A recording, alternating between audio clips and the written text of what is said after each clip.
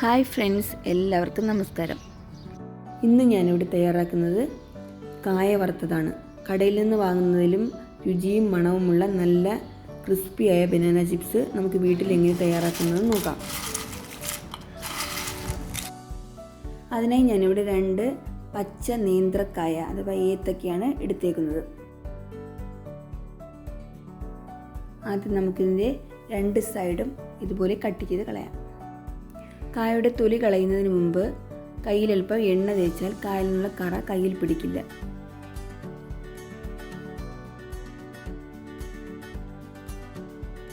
ഇനി മുകളിൽ നിന്ന് താഴോട്ട് കത്തി കൊണ്ട് ഇതുപോലെ വരഞ്ഞു കൊടുക്കാം. ഇനി നമുക്ക് ഇതുപോലെ തൊലി ഇളക്കിയെടുക്കാം. കപ്പയുടെയൊക്കെ തൊലി ഇളക്കുന്നത് പോലെ നല്ല എളുപ്പത്തിൽ നമുക്ക് തൊലി ഇളക്കിയെടുക്കാം.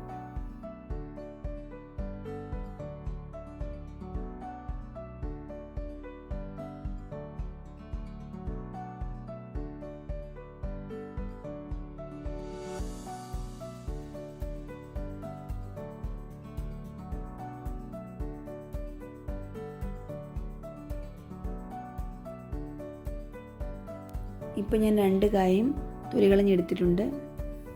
ഇനി ഒരു പാത്രത്തിലേക്ക് കായ മുങ്ങിക്കിടക്കാൻ ആവശ്യമായ വെള്ളം എടുത്തതിന് ശേഷം അതിലേക്ക് 1/4 ടീസ്പൂൺ മഞ്ഞൾപ്പൊടി ചേർത്ത് മിക്സ് ചെയ്ത് വയ്ക്കാം.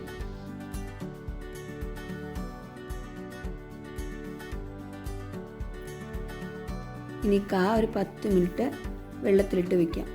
കായിലുള്ള കറ മാറുന്നതിന് വേണ്ടിയാണ് ഇങ്ങനെ ചെയ്യുന്നത്. ഇപ്പോൾ 10 മിനിറ്റ് കഴിഞ്ഞിട്ടുണ്ട്. ഇപ്പോൾ കായയിലെ കറയൊക്കെ ഒന്ന് മാറിയിട്ടുണ്ട്. ഇനി നമുക്കൊരു ടിഷ്യൂ പേപ്പറോ കോട്ടൺ ക്ലോത്തോ ഉപയോഗിച്ച് അതിലുള്ള ഈർപ്പമെല്ലാം തുടച്ചെടുക്കാം.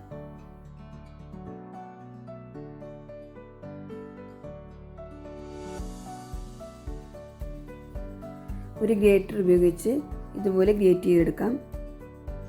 ഗ്രേറ്റർ ഇല്ലെങ്കിൽ കത്തി ഉപയോഗിച്ച് സ്ലൈസായിട്ട് അരിഞ്ഞെടുത്താലും മതി. എക്സ്പീരിയൻസ് ഉള്ളവർ എണ്ണയിലേക്ക് ഇതുപോലെ ഗ്രേറ്റ് ചെയ്തിടും.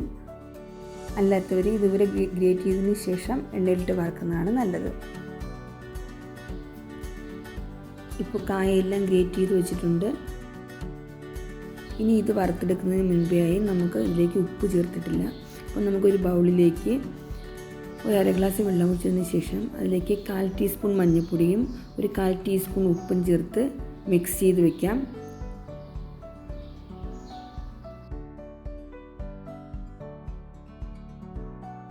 ഇനി നമുക്ക് കായ വറുത്തെടുക്കാം. അതിനായി ഞാൻ പാൻ ചൂടാകുമ്പോൾ അതിലേക്ക് ആവശ്യത്തിന് വെളിച്ചെണ്ണ ഒഴിക്കുകയാണ്. കായ വറുക്കുന്നതിന് ഞാനിവിടെ വെളിച്ചെണ്ണയാണ് ഉപയോഗിക്കുന്നത്. വെളിച്ചെണ്ണയിൽ വറുത്തെടുത്തതിനാണ് നല്ല ടേസ്റ്റ് കിട്ടുക. ഇപ്പോൾ എണ്ണയൊന്ന് ചൂടായി വന്നിട്ടുണ്ട്. ഇനി നമുക്ക് ഇതുപോലെ സ്പ്രെഡ് ചെയ്തിട്ട് കൊടുക്കാം. കായ തങ്ങളിൽ ഒട്ടിപ്പിടിച്ചിരിക്കാതിരിക്കുന്നെങ്കിൽ സ്പ്രെഡ് ചെയ്തിടുന്നത്. ഇട്ട ഉടനെ നമ്മൾ തവി കൊണ്ട് ഇളക്കരുത്.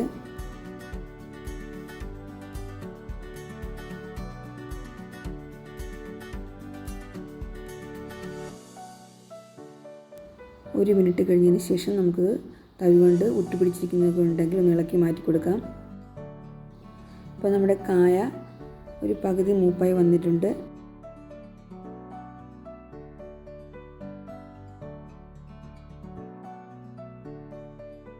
ഇനി നമുക്ക് നേരത്തെ മിക്സ് ചെയ്ത് വെച്ച ഉപ്പും മഞ്ഞൾപ്പൊടിയും ചേർത്ത വെള്ളം ഒരു 1.5 ടേബിൾ സ്പൂൺ സ്പ്രെഡ് ചെയ്ത് ഇതിലേക്ക് ഒഴിച്ചു കൊടുക്കാം.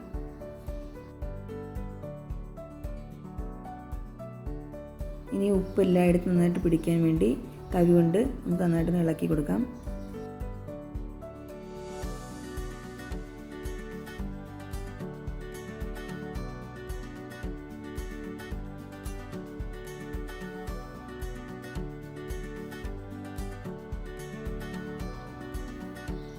ഇപ്പോൾ നമ്മുടെ കായ വറുത്തത് ഏകദേശം റെഡിയായി വന്നിട്ടുണ്ട്.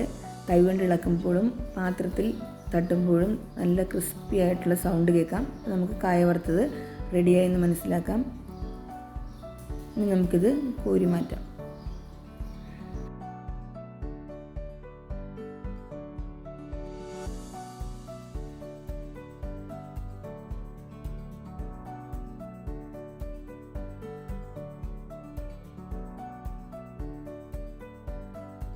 അപ്പോൾ ഞാൻ ഇതുപോലെ ബാക്കിയുള്ള കായും വറുത്തെടുത്തിട്ടുണ്ട്.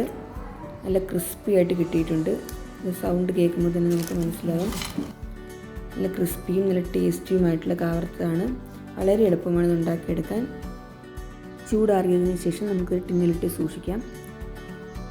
അപ്പോൾ ഈ വീഡിയോ എല്ലാവർക്കും ഇഷ്ടപ്പെട്ടെന്ന് വിചാരിക്കുന്നു. നിങ്ങളുടെ അഭിപ്രായങ്ങളും നിർദ്ദേശങ്ങളും കമൻസിലൂടെ അറിയിക്കാൻ മറക്കരുത്. അപ്പോൾ അടുത്തൊരു നല്ല വീഡിയോയുമായി എത്തുന്നവരെ എല്ലാവർക്കും നന്ദി, നമസ്കാരം.